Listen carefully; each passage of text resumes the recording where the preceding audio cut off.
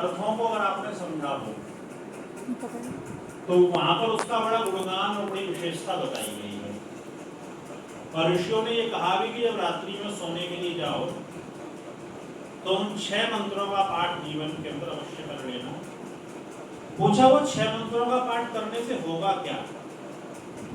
तो मैं निवेदन किया करता हूं कि जिस व्यक्ति ने दिन की निंदा और रात की नींद, इन 2 चीजों को अगर ठीक कर लिया तो उसका जीवन सही गति में चल जाता है।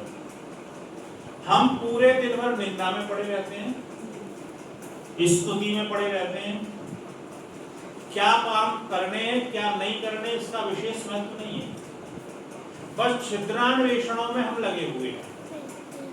और रात की जो है हमारी नींद खराब है, तो दिन हमारा सात्विकता में गया नहीं और रात की नींद कल्याणकारी हुई नहीं।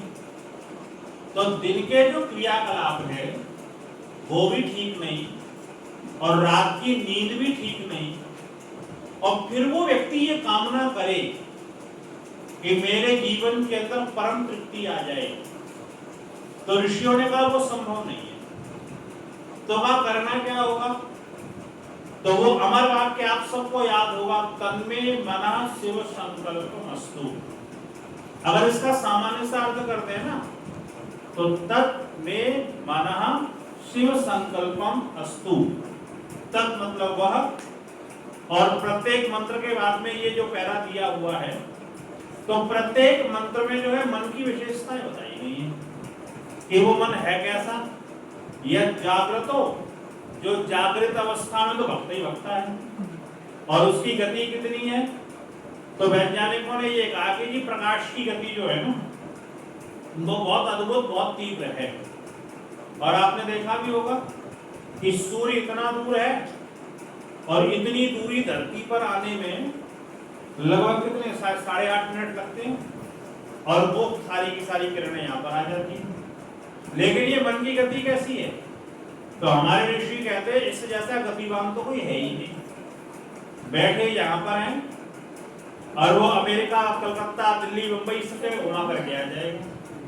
और इतना तेज है, संसार में कोई भी पदार्थ जब गति करता है तो उसकी एक विशेषता रहती है कि जब वो भागता है ना, जब यहाँ से चला तो चलते ही हमें पता चल जाता है चला, तो आप उसको रास्ते में पकड़ सकते हैं। लेकिन ये जो मन है ना, ये तो जब भाग के पहुंच जाता है वहां तब पता चलता है कि ये तो भाग गया, फिर पकड़ करके लाओ। आर्य समाज के एक बहुत बड़े संत हुए, स्वामी सर्वानंद जी उनका नाम था। सर्वानंद जी महाराज इतने बड़े विद्वान थे कि ऐसा कहा जाता है कि ऋषि दयानंद के बाद में योग के क्षेत्र में स्वामी आत्मानंद जी की गति थी और या उन स्वामी जी की गति थी, और उनको बड़े स्वामी जी के नाम से जाना जाता था। अलीगढ़ कभी अगर आप गए हों तो वहां पर साधु आश्रम की उन्होंने स्थापना की थी। और स्वामी जी पहले जो थे वो पौराणिक संत थे, अद्वैत वेदांती थे। जैसा कि उनके गुरु उनको बताते हैं कि जी सत्यार्थ प्रकाश को पढ़ मत लेना क्योंकि ये नास्तिकों की पुस्तक है।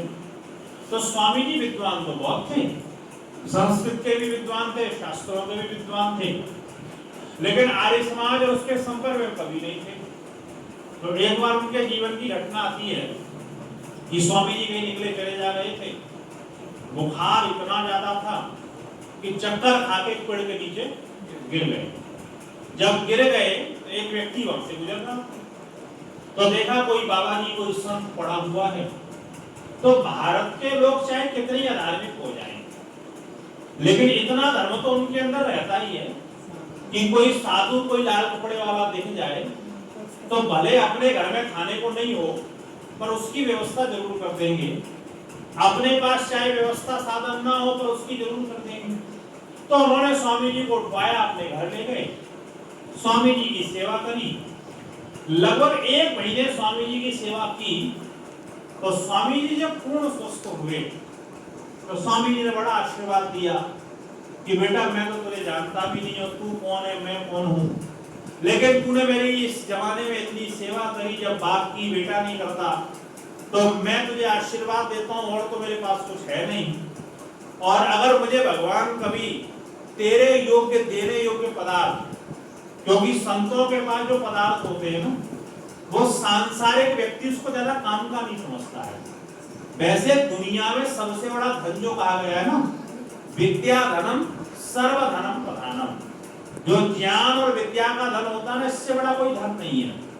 क्योंकि जो आपका धन है, अगर मान लीजिए भारत की करेंसी बहुत आपके पास में है और आप अमेरिका चले जाओ, तो आपका ये वाला धन काम नहीं करेगा, आपको वहां करेंसी चेंज करवानी पड़ेगी। लेकिन विद्या का धन लेकर के आप दुनिया के किसी कोने में चले जाओ और अंतिम व्यक्ति के पास तक चले जाना, वो विद्या का धन आपका सब जगह काम आएगा। तो वैसे तो उनके पास बड़ा विद्या का धन था, लेकिन उन्होंने कहा एक गृहस्थी है, सांसारिक व्यक्ति है, इसकी अपेक्षाएं क्या होती हैं? घर, गाड़ी, बंगला, रुपया, पैसा।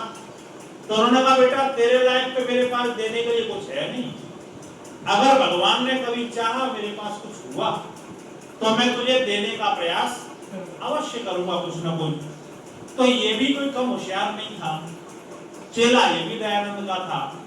इसने कहा महाराज देने के लायक तो आपके पास है, अगर आप मुझे दे दो तो आपकी बड़ी कृपा होगी।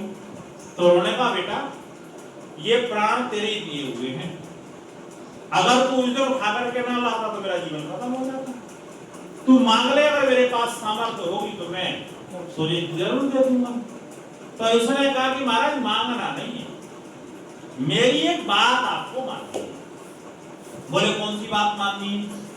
तो उन्होंने एक पुस्तक रेशम के कपड़े में लपेट करके और कहा बाबा जी इसको आप ले लो, जब कभी आपको समय मिले तो इसको शुरू से लेके अंत तक पढ़ लें।